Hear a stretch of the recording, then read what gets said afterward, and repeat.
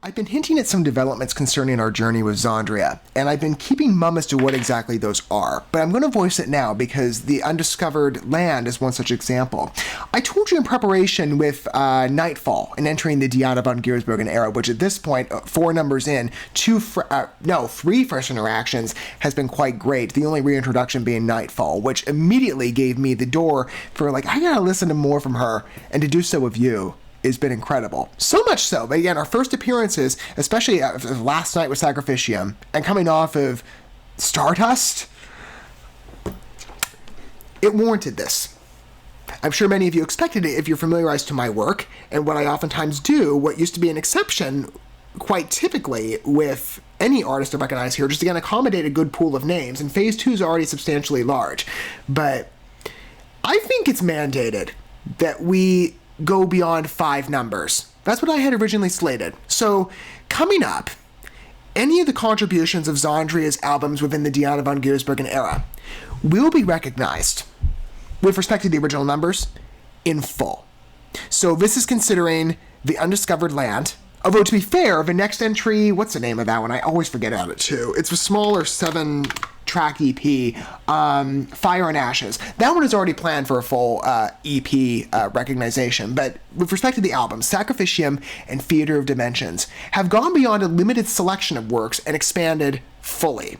I think it's warranted not only in exploring XANDRIA in history, this will be a greater enhancement to our journey, having at this point been in the present day and gone way back in the past with Manuela Creller's time with the group via Neverworld's End, which is also quite a welcome retreat with 4 numbers we surveyed there, but this is part of a larger journey of where we now sit, as I've voiced before, of Diana. Nightfall told me a lot about her capabilities, and as someone who's definitely growing in exclusive favoritism towards operatic intrusion within metal, or symphonic metal specifically, that's where I've seen key interplay, though again, any other examples are permitted on a welcome basis, like I provide to many artists. XANDRIA being one of the highlights of what I was introduced to several months ago in the present era via the connective thread of Mortemia exposure to Amber Vuverhees and a recommendation from one of you with the XANDRIA credit. And I catalog all your references as I on the self-led journey into the European metal world. I take everyone into account, many in terms of Phase 2's lineup, and it's extensive, but ever since my first open door. And again, I'm somebody who likes XANDRIA of any era, any voice. I've been looking forward to Diana's, though, for a while because of Nightfall and Call of Destiny, my limited exposure to her vocal reach, as well as a video I cited in the previous example, just a little light tasting some sample clips of some of her work in either XANDRIA's credit, though I've forgotten about maybe where most appear, or because I want these to be as fresh experiences as possible, and they were still relatively limited clips, and that's generally the premise we're operating by, again, is an entirely fresh introduction, or her adjacent credits. Ex Libris, her new solo project Diana, or any adjacent collaborations of which I've gone through at least what I know of and what I could find out, and I put everything as part of Phase 2's collection of survey. So we're taking a deep dive already, but look at Sacrificium, Nightfall, Dreamkeeper, Stardust as great examples of Diana's welcome vocal precision. So much so, but again, I've decided to do it full steady. Because, apparently it wasn't already large enough of the amount of work I've collected for survey of her capability. Why not make it even more? But fitting, I think, for one of the best examples of the golden era of XANDRIA, if you want to call it that. And it truly is. So again, I like any voice of XANDRIA, but Diana's is like some of the best operatic metal pieces I've heard. And I've cataloged a lot of artists I love here, and probably many more to come. I know speaking of the operatic extreme, I know many of you have been waiting for Epica and Nightwish for some time. They're in fact on Phase 2, and Simone Simons and Floor Jansen, I know they're probably of equal reverence, but Diana, and maybe other names I've not yet been introduced to that. Of course, I welcome any recommendations down below. Diana, though, on a deepening exploration alongside all of you, which music is best humored that way. However you approach, by the way, I want everybody to feel at home here. Longtime fans or initiate listeners to XANDRIA's work. Again, German-based symphonic metal with key operatic evolution. I love that trademark about their work. At least in the 3 vocalists that I know, Amber Vuverhees, Manuela Creller, or now Diana von Giersbergen in a greater exploration depth. XANDRIA is a trademark credit of favorability for me in symphonic metal's evolution. To explore that with you, though, on such sensational encounters. Again, I'm coming off of Stardust, and still, the effect of that number, the scoring, The key construction, the vocal pairing and evolution, plus, by the way, the narrative depth. I forgot to mention that. And again, maybe a storyline that's open to interpretation of, I would say, a definitive fantastical veneer. Really precise wording with that number. The great black nothing calls me. Just like a transcendent experience, almost like a survey of life told in such fanciful detail. It's great. I love XANDRIA. Sacrificium is such a great entry to their work. Let's continue the ride together. Again, however you approach, familiarized or initiate. The Undiscovered Land. Let's build out even more tracks than I fought in our time with Diana von Giersbergen, which, as I said, it's extensive. It's one of the larger highlights here of what we've taken as a journey. But for someone as capable as her as a vocalist, and again, I've highlighted many, and I probably still have more to go. Diana, though, wow. What a standout of a performer. Sacrificium is an incredible album.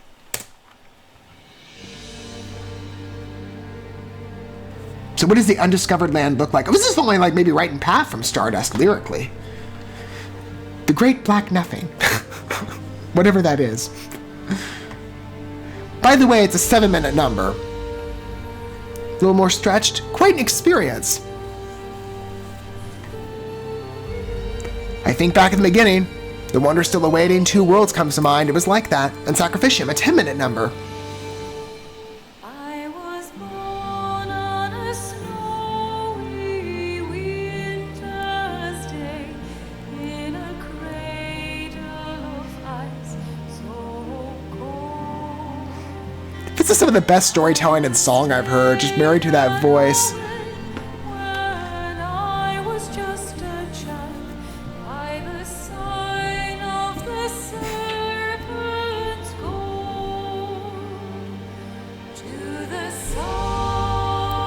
Good choice to layer. Adds on dimension, though again, that's typical of XANDRIA with a choir intrusion. This is just dual, the higher pitch, I'd say melodic.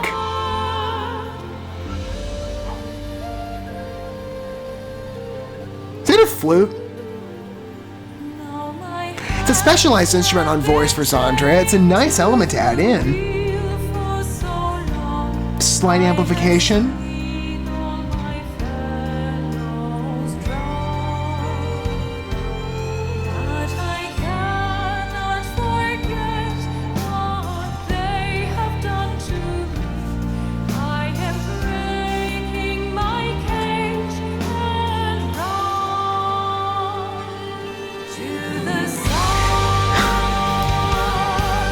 I like the shift on voice. This one's reminding me so much like a Visions of Atlantis number. Diana and their vocalist Clementine Delany, kind of similar on voice here. Not an extreme I've seen yet.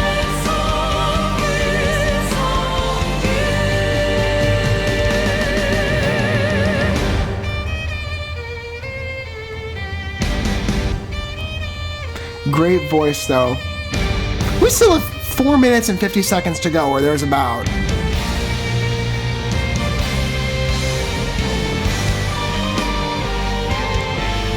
Paced well, though. Trust me, with XANDRIA, it'll move by quite quickly.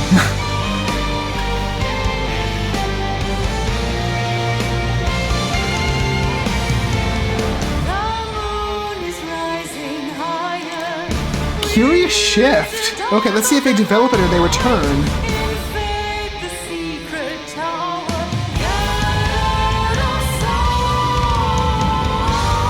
I love the control.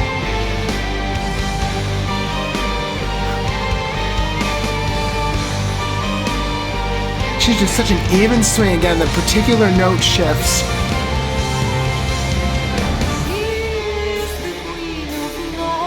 We can see that again?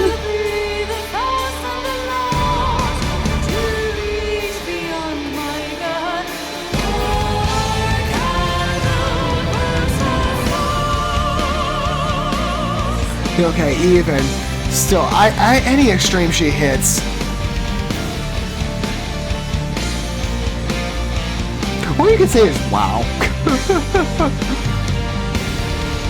taken my father, and you've taken my mother. You've poisoned the souls of the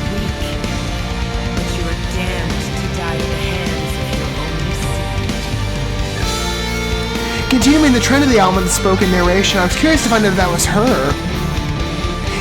From what I've heard of her in terms of spoken word, it didn't sound like her voice. It might have been.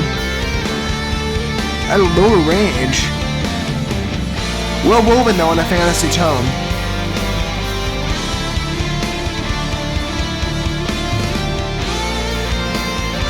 This one is definitely instrumental heavy, and since we still have 2 minutes and 45 seconds to go, They pass by while my search goes on for the ghost of the one that I well, we'll see how it goes. for I've lost I like the drop there. We're nearing the finish of a number. It feels well organized. this journey will to the sun. Never rise. Okay, not bad.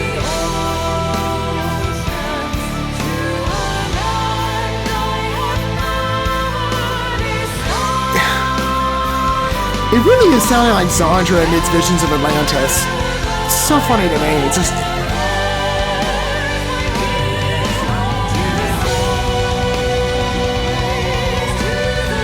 Well, they rose it again. Okay.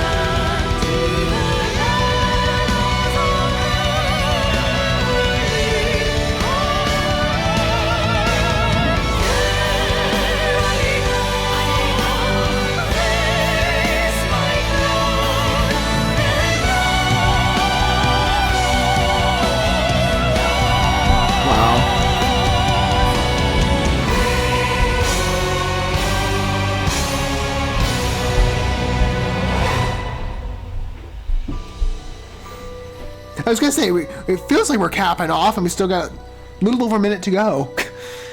I was anticipating a an instrumental closure, or something that heavy on that extreme in duration. The flute's a nice agent to bring back in.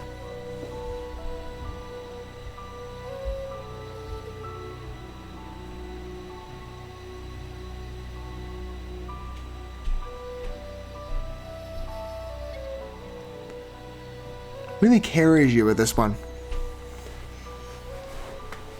It's a good pause number in the tracking so far. Though Dreamkeeper also has a bit of a ballad touch. This one's a little more deliberate.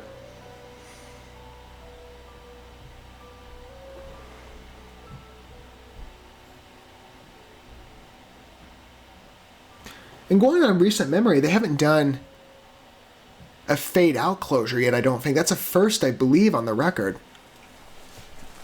Prolonged in duration because it is individually commanded by the number, yes, but it is ballad driven, so there is an easy vein for that to fall in line with. I will still say, though, in contrast to the previous exposures to 7 minute or a little over that numbers, this one is definitely more repressed on energy, but it's nice to have a shift. I think in terms of the fifth track so far off of 4 largely heavier pieces on amplification. However, again, you look at Dreamkeeper, still again in the ballad veneer, but still expressing very readily the XANDRIA roots of, again, an intense symphonic metal voice, which I greatly love. But really, any execution level of XANDRIA is quite admirable, and this carries a much different experience. One that, like I've said several times now, it's like Visions of Atlantis meets XANDRIA. It's almost like like the groups are almost the same, with greater pronouncement on the operatic effect from Diana. The execution volume is a little more deliberate compared to Clementine, where there's a bit of a softer touch with her operetics, and there are light trails of her voice, though again, her register, at least commonly appearing in most numbers, at least from what I've explored via The Deep and the Dark, a selection of works through the entirety of Pirates. There are different traits to each voice, but the sound of each group, it does sound quite similar. Like you could pair them right next to each other and you almost wouldn't notice a change, I don't think. But with this number, I mean, the flute, well, even there's been some other light, instrumental use. I mean, I'm going to consider as well. I know some of you are probably waiting to see if I would do this, but the recent the orchestral version album on Pirate Symphony that reinvents some of the works issued on Pirates, which is such a great album. Highly recommend it, by the way. As specified there was some involvement, I believe, yes, by I forget his last name, but Ben from D'Artagnan, or is known in Feuer Schwang's Hodie, with bagpipes. I believe a flute, I think I also read about. Perfect intermeshing, certainly, for their symphonic metal, touching on evolution, plus they were going for an ancient vibe of, pirates. It was a great concept, beautifully delivered on. Again, that was such a welcome retreat of an album. It really, again, so much from the European metal libraries, but Visions of Atlantis really impressed me. I listen to the Undiscovered Land, and I hear the exact same voice on one of their more ballad-skewed numbers. I'm thinking perhaps In My World comes to mind. Freedom, too. I think that one's a little closer on key. I think it's Freedom, the 6th track on the record. What about some of the older ones? Definitely a few on Wanderers. Maybe a slight leaning to like Heroes of the Dawn. Maybe even Wanderers, too, the title track. I listen to this and I see a key similarity on voice, which is quite nice. And again, I like a variety of extremes within symphonic metal specifically, and as you can see, there's a versatility certainly within groups. Look at XANDRIA as an example. There are different sound registers that hit when you consider the orchestral synonymy as permitted by metal and approach, but I really like the execution level of what I hear on Sacrificium as an album. There's a density to it, and the versatility of it is quite appreciable, I think. And plus, of course, you have Diana. The vocal command is great. And again, a transfixing piece with regards to the narrative on storyline. Inspired direction would be quite cool to find out about. Like, you've taken my father, you've taken my mother. Again, narration's brought back again from Sacrificium, so it feels like a good tie-in on story. If there's maybe a loose concept played, I don't know if that's necessarily the approach, but it is of a more fantastical veneer. It carries with it that type of extreme facade, which is nice. Yeah, I like, I like some unique storytelling, again, dimension and work, and XANDRIA provides a lot of that in examples. Certainly with Sacrificium, just the vocal command really impresses me. And here, seeing again Diana hitting different extremes by comparison to previous pieces where the operatic is a little more pronounced or more so welded into the body of a song, where this one definitely carries a bit of softer touch on the melodic extreme. Just hearing her voice in any appearance is quite nice. And an engaging experience. One that I know, to outside eyes of metal, I certainly know when I've mentioned it in social company. I've noted the fact that opera has made a presence, and people look at me with dumbfounded eyes, but it's true. You see it for yourself if this is an initiate encounter, right? And we can see together. There's a wide body of execution in metal that isn't necessarily seen by the outside world, but our niche understands, or really anybody willing to engage with good, high-caliber work, as metal readily offers in whatever range you prefer, or if it's just a first footing. You see it for yourself. You have plenty of softer numbers. With metal, they're equally engaging. That's why I love symphonic metal. Key dimension. Or really any style, again, I'm open to, but symphonic specifically, I love orchestral styles. And XANDRIA hits it every time for me. I'd love to hear your thoughts down below on this piece. And again, from whatever angle you approach, as I always note, longtime fan or initiate listener, I want you to feel at home here. With the Undiscovered Land, quite softer piece on the record thus far, and our study of it. But an ever welcome retreat. As always with this group, I love highlighting XANDRIA, and I hope you like taking the ride with me, with plenty more to come. Again, an album deep dive, a revision, and I think a necessitated one, right? Thank you so much for watching this video. Before you bounce, feel free to drop a like and comment, subscribe to this channel with a ding on the bell, and share this video with your friends. And consider checking out the description here. There you'll find links to my other channels, as well as addresses to my other social media accounts and ways you can help support my work if you feel so inclined. May God bless you, and looking forward to when our paths cross again.